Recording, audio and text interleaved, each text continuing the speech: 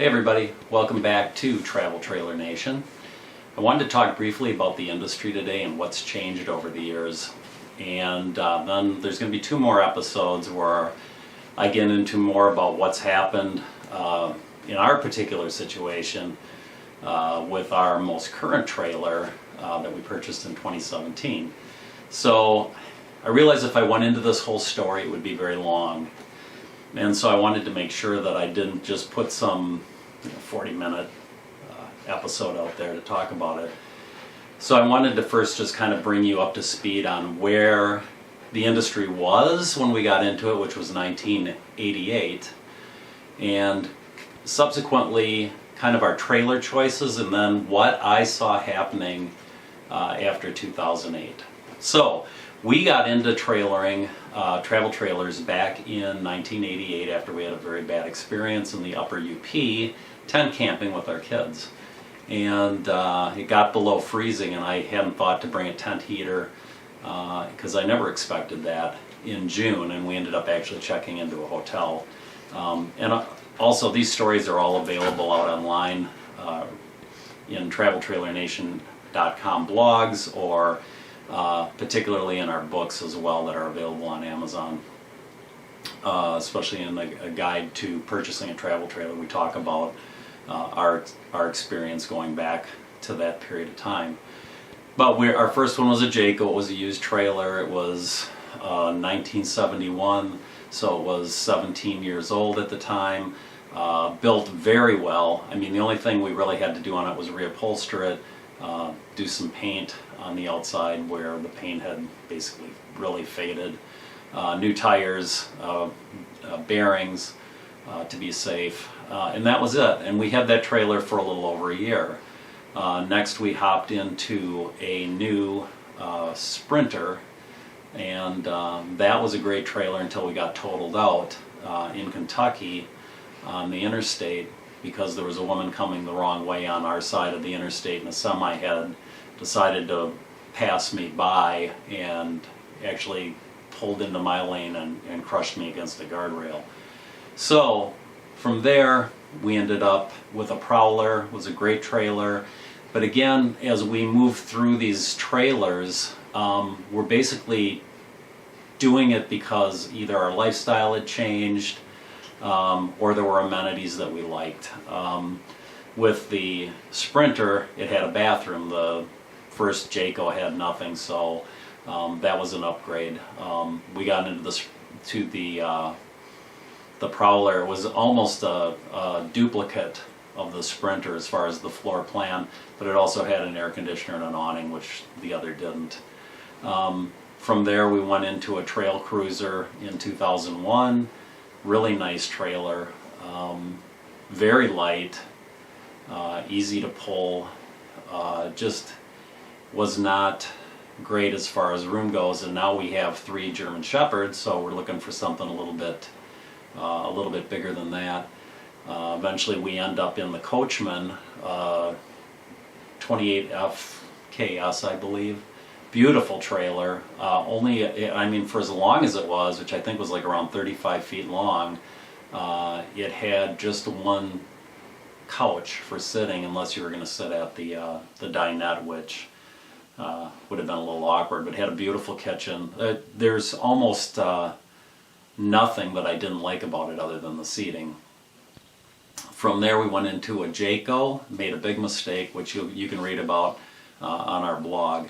Just was too small. It was a 24 foot. We thought this was going to be great because we were so tired of the Coachman having a hard time maneuvering at gas stations. Okay, so from the Coachman, which was a 2007, to 2015, I noticed something immediately. There was no competition anymore. In '08, the 3 big conglomerates started buying up all these companies. So they're buying up Mallard, they're buying up Coachman, and everything has the same name on it, but it's just made by a big company slapping the label on there.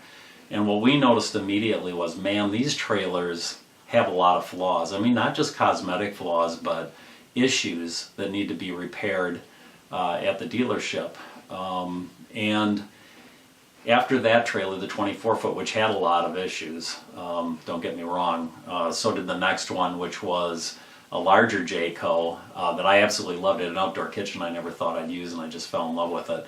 But again, it was a great trailer, but it had some drawbacks after we had lived in it for quite a while, gone out on the road and spent months and months in it and stuff. We just noticed, we wanted something bigger. We wanted something with opposing slides that had a lot of seating for us, our family. We had a grandchild at the time, and we wanted to be able to, travel with the dogs and be comfortable in there. And so that's when we moved up to the Grand Design Imagine in 2017.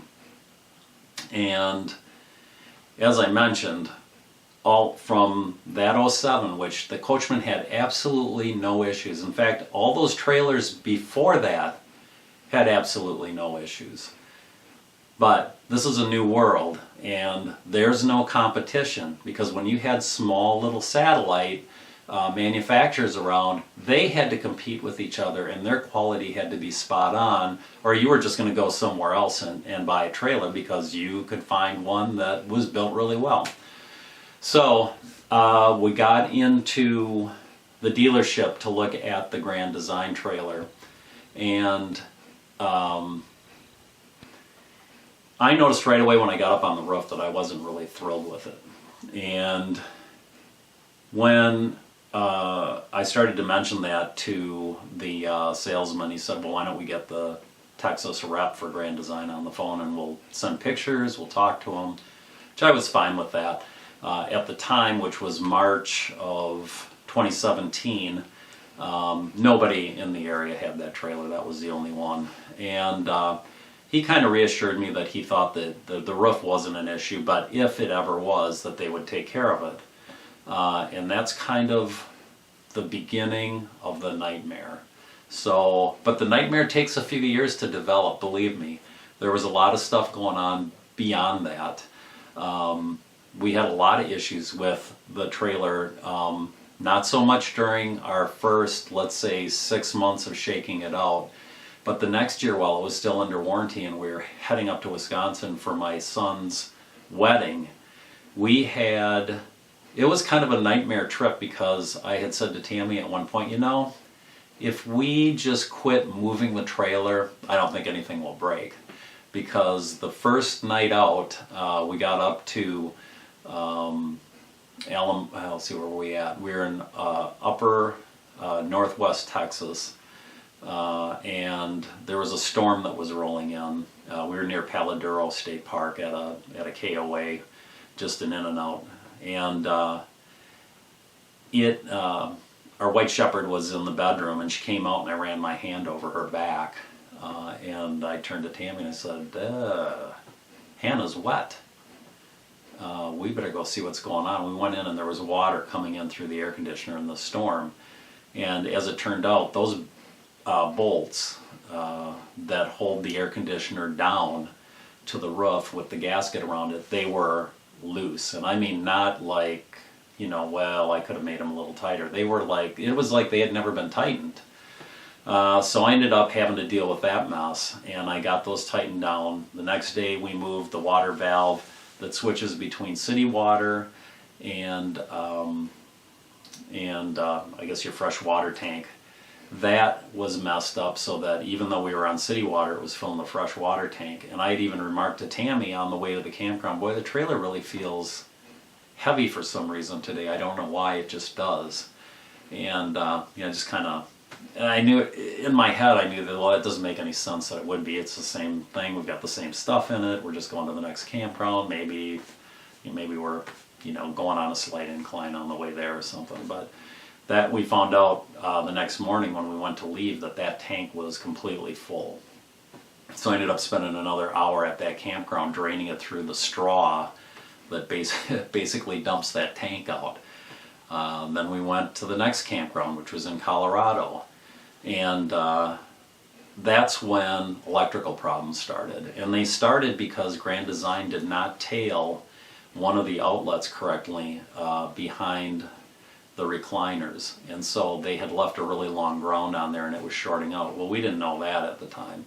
all we knew is it was blowing the breaker, and we couldn't reset it. It was a ground fault interrupter in the bathroom. I would try and reset it and it wouldn't work. So now we were without about, I don't know, maybe 3/4 of the electrical receptacles in the trailer. And so again, it was like just every time we moved it, something was happening. That never happened the first 6 months we had it, but it was one of those things where we just had to gut it out and get to Wisconsin. We'd already been calling Grand Design. They were like, we'll take care of everything, just get it in here. There's a really good repair place near us. We'll put you in there. We'll take care of the bill. And they did. Well, when we went there, they took care of everything. I mean, we had issues from before we got there that had never been remedied by the dealership down here. One thing in particular that really aggravated me was the screen door didn't fit right and it wouldn't latch into the main door. And they basically told me, well, it can't be fixed. If we try to fix it, we're going to make it even worse, which made no sense to me. They fixed it. They fixed everything. And I mean, they fixed everything within a period of about 4 hours, which thrilled me. And then while we were there, we had our converter blow. We had the front jack fail. So, and that's while we were at the repair facility. The next day they came in, new converter, new jack, and we were on our way. And that gets us pretty much through our warranty period. And except for the roof, which will be in the next episode, which you probably find amusing as well. But that didn't take place now until like about 3 years later. So everything's kind of sailing along fine. And I'm up on my roof all the time. I'm not one of those guys that goes up there, once a year or every 6 months. After every trip I'm on the roof, sometimes in between trips I'm up there. I'm very, very particular about how things look and how they're taken care of. So I'll save the next part on the roof because it's kind of a long, it'll be a long episode, I think, when I get into talking about all the things that happened and how disappointed I was, including a letter that I wrote to the president of Grand Design at the time, telling him how disappointed I was, and then what the fallout was, because it wasn't just the repair of the roof that went awry, it was stuff I found afterwards. So let's save that for the next episode. And I'll catch you then, and we'll get caught up on the Grand Design Imagine back in 2020, going into 21.